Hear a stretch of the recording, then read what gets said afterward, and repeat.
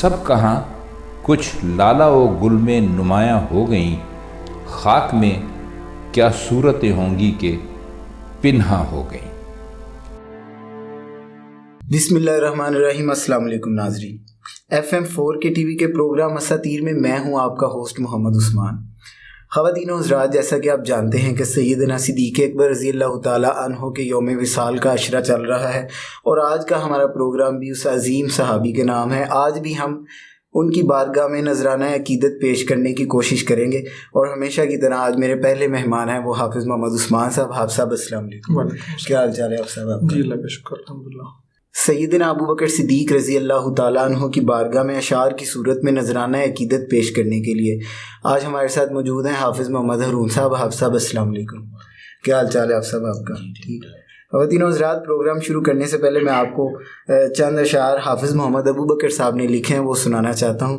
انتہائی خوبصورت اشعار ہیں، اور میں اپنے مہمانوں سے بھی آج گزارش کروں گا ذرا دیکھیے کتنی محبت سے حافظ صاحب نے الفاظ کو پرویا۔ حافظ صاحب فرماتے ہیں کہ جو غار اور مزار کا صاحب بنا وہ کون، جو غار اور مزار کا صاحب بنا وہ کون، دو میں جسے کہا گیا ہے دوسرا وہ کون، اولاد ہو کہ مال ہو گر بار ہو کہ جان، اولاد ہو کہ مال ہو گر بار ہو کہ جان، جس نے نبی پاک کو سب دے دیا وہ کون، کس کو کہا خدا نے صحابی حضور کا، جو بھی تیرے خیال میں آیا بتا وہ کون، سر رکھ کے سو گئے تھے نبی کس کی گود میں، سر رکھ کے سو گئے تھے نبی کس کی گود میں، پہرو رخے حضور جو تکتا رہا وہ کون، روح الامی کے ہاتھ نبی کی زبان سے،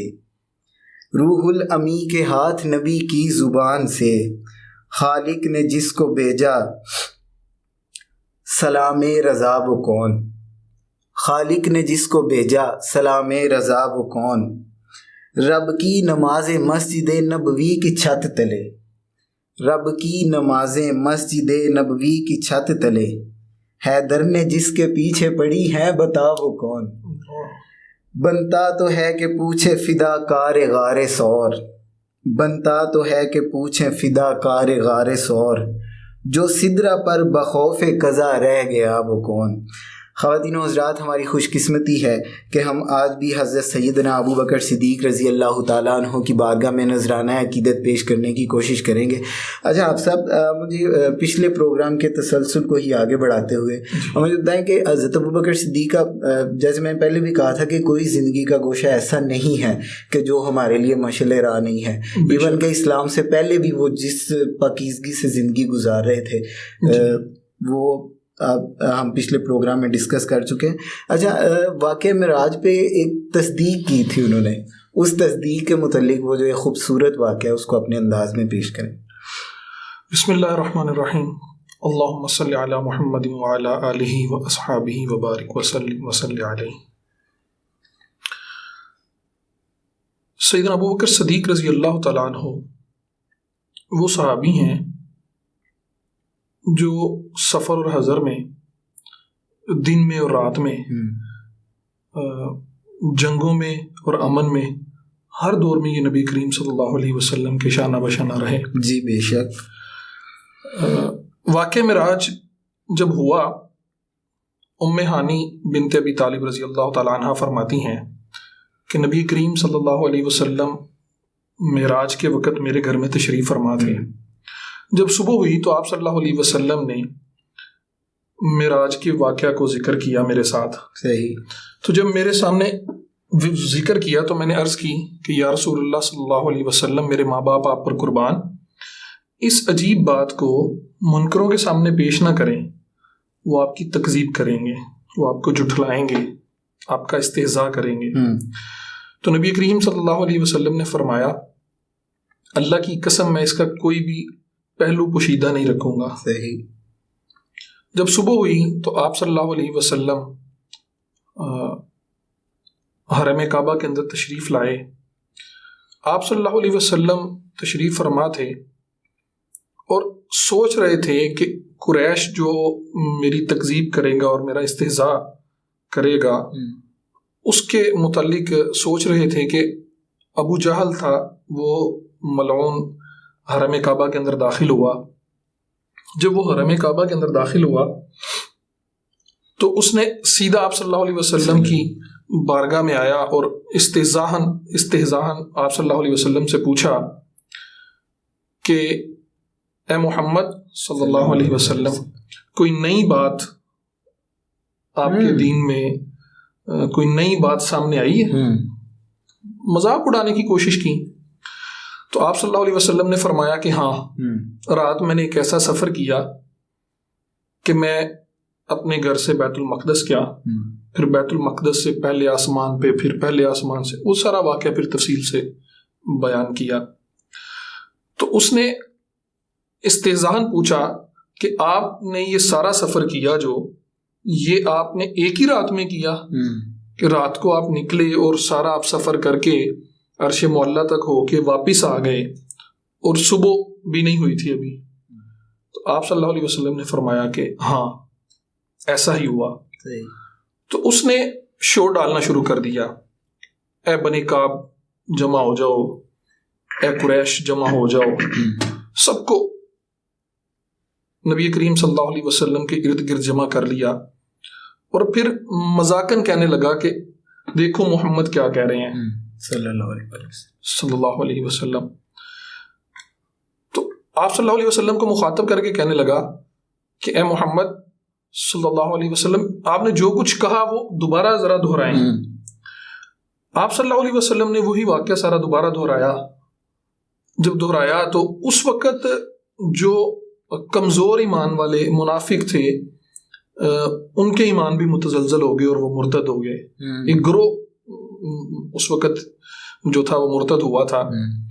تو وہ جو منافقین تھے اور ابو جہل تھا، یہ آپ صلی اللہ علیہ وسلم کا مذاق اڑاتے ہوئے سیدنا ابوبکر صدیق رضی اللہ تعالیٰ عنہ کے گھر کی طرف چل پڑے.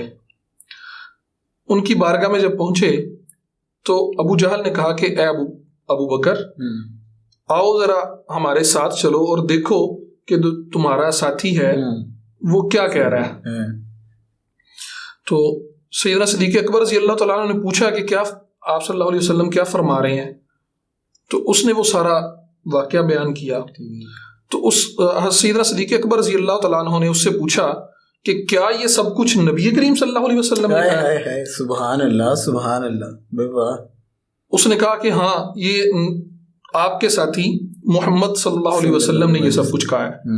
تو سیدنا صدیق اکبر رضی اللہ تعالیٰ فرماتے ہیں کہ کوئی تعجب کی بات نہیں ہے، اگر انہوں نے کہا ہے تو سچ کہا ہے. بھائی واہ واہ واہ، سبحان اللہ سبحان اللہ. تو اس وقت ابو جہل کہنے لگا کہ میں نے اپنی زندگی میں کوئی ایسا ساتھی نہیں دیکھا کہ جو اپنے ساتھی کی اس بات کی بھی تصدیق کر رہا ہے جو بعید از عقل ہے. تو وہ آپ صلی اللہ علیہ وسلم کی بارگاہ میں پہنچے جب سیدنا صدیق اکبر رضی اللہ تعالیٰ عنہ، تو انہوں نے پوچھا کہ یا رسول اللہ صلی اللہ علیہ وسلم، آپ نے یہ فرمایا؟ تو آپ صلی اللہ علیہ وسلم نے کہا کہ ہاں میں نے یہ فرمایا. تو سیدنا صدیق اکبر نے کہا کہ یا رسول اللہ آپ نے سچ کہا. سبحان اللہ سبحان اللہ. اور پھر اس کی واقعے کی تفصیل پوچھی. تو جب ایک ایک واقعے کا ایک ایک پہلو نبی کریم صلی اللہ علیہ وسلم ذکر کرتے، آپ صلی اللہ علیہ وسلم کہتے کہ میں بیت المقدس گیا، تو سیدنا صدیق اکبر کہتے کہ آپ نے سچ کہا. واہ واہ واہ، سبحان اللہ. آپ فرماتے کہ میں پہلے آسمان پہ گیا، تو سیدنا صدیق اکبر کہتے کہ آپ نے سچ کہا. ایک ایک پہلو کی تصدیق کرتے رہے.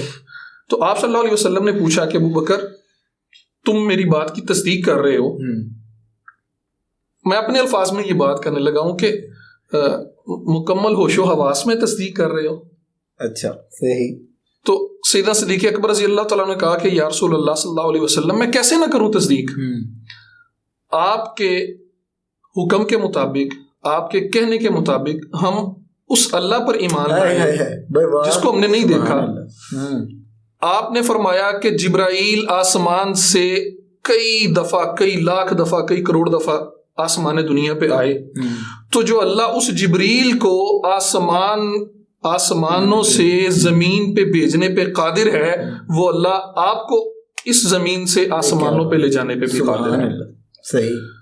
تو جب انہوں نے یہ کہا تو قربان جائیں، پھر سورہ زمر کی آیت بھی نازل ہوئی اور اللہ تبارک و تعالیٰ نے پھر فرمایا کہ والذی جاء بالصدق، سبحان اللہ سبحان اللہ، وہ پھر واہ واہ واہ، پوری آیت سورہ زمر کی 39 نمبر آیت ہے، والذی جاء بالصدق وصدق به اولئک هم المتقون۔ اللہ اکبر، سبحان تو پھر سیدنا صدیق اکبر، یہ حضرت علی رضی اللہ تعالیٰ عنہ فرماتے ہیں کہ یہاں پہ جو پہلا صدق ہے اس سے مراد آپ صلی اللہ علیہ وسلم ہے، اور جو دوسرا صدق ہے اس سے مراد سیدنا صدیق اکبر رضی اللہ تعالیٰ عنہ ہے، اور اسی پر مفسرین کا، جمہور کا اسی پر اجماع ہے۔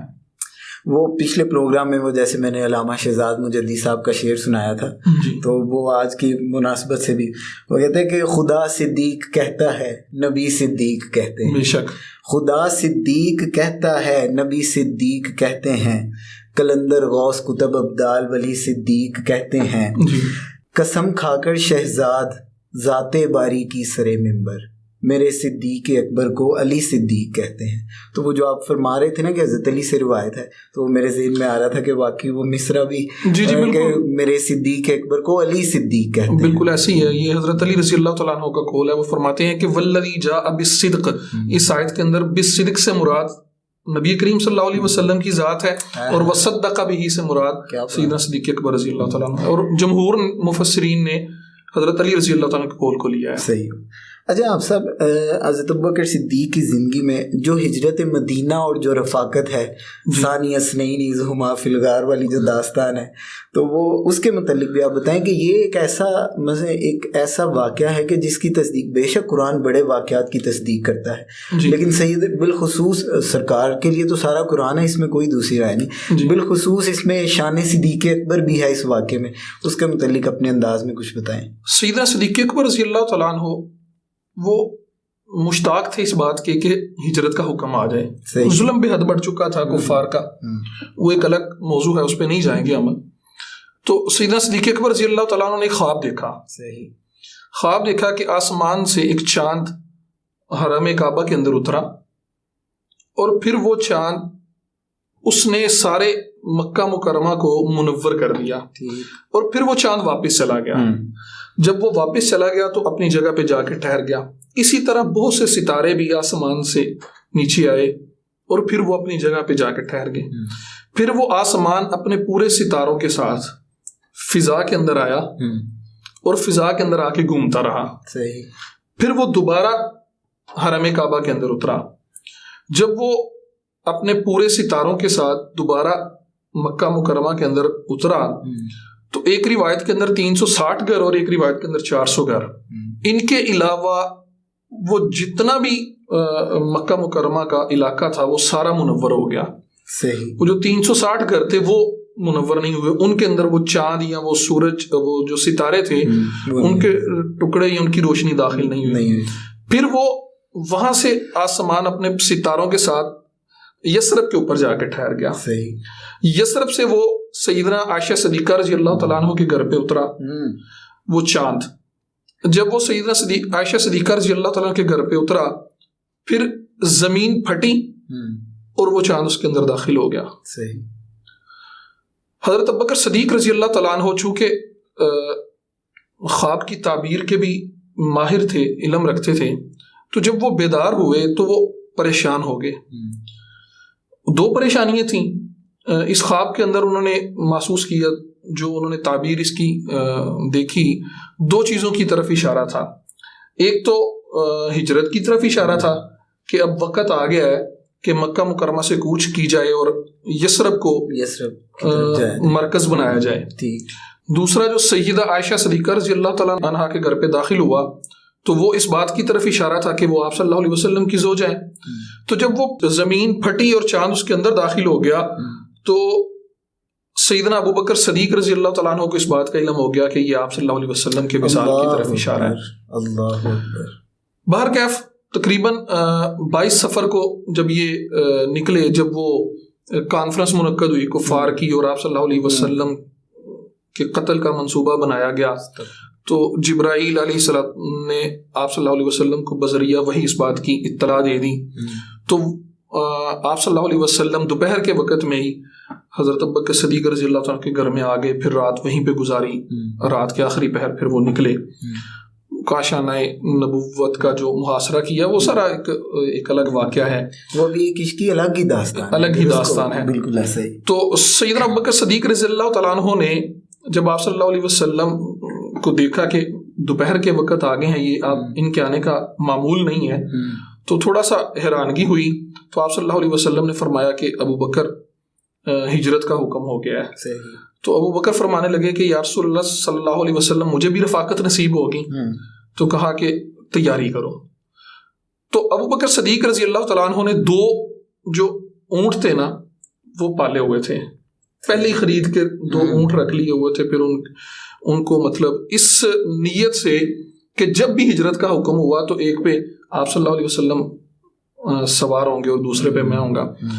پھر وہ ایک الگ بات ہے کہ آپ صلی اللہ علیہ وسلم نے اس اونٹ کی قیمت بھی ادا کی، لیکن یہاں سے تو پھر آپ صلی اللہ علیہ وسلم صبح کے وقت سیدنا ابوبکر صدیق رضی اللہ تعالیٰ عنہ کے ساتھ پیدل ہی نکلے، غار ثور کی طرف جب گئے تو ایڑیوں کے بل چل رہے تھے تاکہ قدموں کے نشانات نہ رہیں۔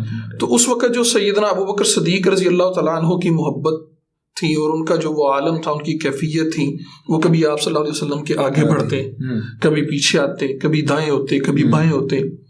آگے اس وجہ سے جاتے کہ کوئی گھات نہ ہو، دائیں طرف اس وجہ سے کبھی خیال آتا کہ اس طرف سے کوئی حملہ نہ کر دے، کبھی اس طرف سے کوئی حملہ نہ کر دے، کبھی پیچھے سے، اسی کشمکش میں وہ کبھی آگے کبھی پیچھے، کبھی دائیں کبھی بائیں۔ آپ صلی اللہ علیہ وسلم نے جو نالین مبارک پہنے ہوئے تھے وہ قدرے تنگ تھے، تو چلنے کی وجہ سے آپ صلی اللہ علیہ وسلم کے قدموں سے خون نکلنا شروع ہو گیا تھا۔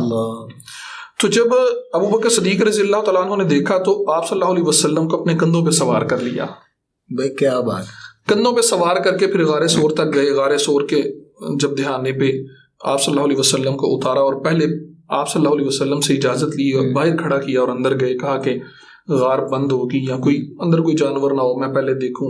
اندر گئے، غار کی صفائی کی، اپنے جو کپڑے پہنے ہوئے تھے وہ کپڑے اتارے، ان کے ٹکڑے کیے، پھر وہ جو جہاں جہاں پہ سوراخ تھے ان میں وہ کپڑے رکھ کے بند کیے۔ تفسیر کبیر میں پڑھ رہا تھا کہ جو سیدنا ابوبکر صدیق رضی اللہ تعالیٰ عنہ نے اس وقت جو لباس پہنا ہوا تھا وہ انتہائی قیمتی لباس تھا، جو عرب کے بڑے بڑے رؤساء کو بھی میسر نہیں تھا۔ تو انہوں نے اس چیز کی پرواہ نہیں کی، اسی لباس کو اتارا، اس کے ٹکڑے کیے، سارے سوراخ بند کیے، ایک سوراخ بچ گیا، وہاں پہ اپنی ایڑی کو رکھا۔ آپ صلی اللہ علیہ وسلم کو اندر آنے کی دعوت دی، آپ صلی اللہ علیہ وسلم تشریف لائے، سیدنا ابوبکر کی گود مبارک میں سر رکھا اور آرام کرنے لگ گئے۔ کیا بات ہے! وہ بڑا مختصر بیان کر رہا ہوں۔ وہ جب اس نے سانپ نے ڈسا تو اس کی درد کی شدت کی وجہ سے اشک بہہ گئے، اور آپ صلی اللہ علیہ وسلم کے رخسار پہ جب گرے تو آپ صلی اللہ علیہ وسلم بیدار ہوئے، اور جب ابو بکر کو روتا دیکھا تو بے قرار ہو گئے، اور بے قرار ہو کے پوچھا کہ ابو بکر کیا ہوا؟ فرمایا یا رسول اللہ صلی اللہ علیہ وسلم اس سوراخ سے کوئی جانور، کوئی موذی جانور مجھے ڈس رہا ہے۔ فرمایا قدم ہٹاؤ، پاؤں ہٹائے، وہ باہر آیا۔ وہ آپ صلی اللہ علیہ وسلم نے اپنا لعاب دہن سیدنا صدیق اکبر رضی اللہ تعالیٰ عنہ کے اس پاؤں پہ لگایا جہاں پہ وہ سانپ ڈس رہا تھا، تو وہ درد اسی وقت ختم ہو گیا۔ تو پھر وہ ایک وہاں پہ جن حالات میں بھی وہ وہاں پہ رہے، پھر جب وہ کفار اس غار کے قریب پہنچے، وہ مکڑی نے جالا بن دیا، وہ کبوتر اور جوڑا تھا جنگلی کبوتر اور کبوتری کا، انہوں نے انڈے دے دیے، وہاں پہ گھونسلہ بنا دیا۔ تو اس وقت جب قریب پہنچے تو ان کی جب آوازیں سنی تو سیدنا ابوبکر صدیق رضی اللہ تعالیٰ عنہ پریشان ہو گئے، اور آپ صلی اللہ علیہ وسلم سے کہنے لگے کہ یا رسول اللہ صلی اللہ علیہ وسلم یہ تو بالکل دہانے پہ آ گئے ہیں، اور اگر یہ اندر آئے تو اس وقت اللہ نبی کریم صلی اللہ علیہ وسلم نے فرمایا کہ لا تحزن ان اللہ معنا۔ پھر اسی کو قرآن پاک بنا کے اتارا گیا، پھر وہ وہی نازل ہوئی الا تنصروه فقد نصره الله اذ اخرجه الذين كفروا ثاني اثنين اذ هما في الغار اذ يقول لصاحبه لا تحزن ان الله معنا۔ بس سبحان اللہ، ابو بکر پریشان نہ ہو، اللہ ہمارے ساتھ ہے، اللہ ہمارے ساتھ ہے، اب بالکل پریشان نہ ہو۔ فانزل اللہ سکینتہ، اللہ تبارک و تعالیٰ نے سیدنا ابوبکر صدیق رضی اللہ تعالیٰ عنہ کی پریشانی کو دیکھتے ہوئے ان پہ اطمینان قلب نازل کر دیا، سکینہ نازل کر دی، ان پہ اطمینان قلب نازل کر دیا، وَأَيَّدَهُ بِجُنُودٍ لَمْ تَرَوْهَا، اور ایسے لشکر کے ساتھ ان کی مدد کی کہ جس کو آنکھ کے ساتھ نہیں دیکھا۔ واہ واہ واہ، سبحان اللہ۔ پھر قرآن پاک نازل ہوا، پھر وہاں سے نکلے وہ جو آگے پھر ہر جگہ پہ آپ صلی اللہ علیہ وسلم کے ساتھ ساتھ رہے، اور اسی سفر میں سیدنا ابوبکر صدیق رضی اللہ تعالیٰ کے ساتھ مدینہ منورہ میں پہنچے۔ صحیح ہو بھائی، واہ واہ حافظ صاحب، اللہ تعالیٰ آپ کو اس کی جزا عطا کرے۔ خواتین و حضرات، ابھی ہم سیدنا صدیق اکبر رضی اللہ تعالیٰ عنہ کی بارگاہ میں شعری صورت میں نذرانہ عقیدت سنیں گے اور اسے پڑھنے کی سعادت حاصل کریں گے جناب حافظ محمد حرون صاحب۔ جی حافظ صاحب۔ عجب رتبہ ہے یار غار تیرا، عجب رتبہ ہے یار غار تیرا، پتہ ہے روزہ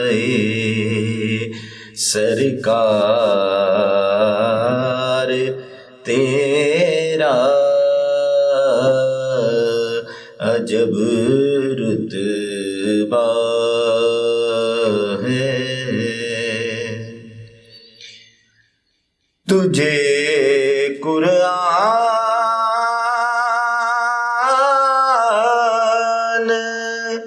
نے صاحب کہا ہے، تجھے قرآن نے صاحب کہا ہے،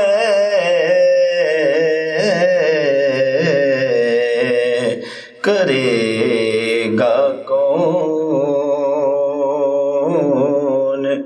پھر انکار تیرا،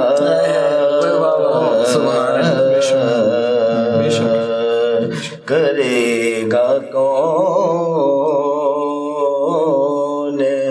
پھر انکار تیرا، عجب رتبہ ہے۔ تجھے چننے تھے کانٹے راہ حق سے، تجھے چننے تھے کانٹے راہ حق سے، بہت تھا راستہ دشوار تیرا، بہت تھا راستہ دشوار تیرا، عجب رتبہ ہے یار غار تیرا، عجب رتبہ۔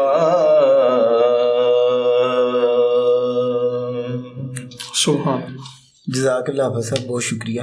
اسی کے ساتھ ہی ہمارے پروگرام کا وقت ختم ہوا۔ خواتین و حضرات، اگلے پروگرام تک کے لیے اجازت دیجیے۔ انشاءاللہ اگلا پروگرام بھی ہم حضرت ابوبکر صدیق رضی اللہ تعالیٰ عنہ کی زندگی کے متعلق ہی کریں گے۔ پروگرام پیش کرتے ہوئے کہیں کوئی غلطی، کوتاہی، غفلت، سستی ہوئی تو میں اللہ کی بارگاہ میں معافی کا خواستگار اور توبہ کا طلبگار ہوں۔ اگلے پروگرام تک کے لیے اجازت دیجیے۔ والسلام علیکم ورحمۃ اللہ وبرکاتہ۔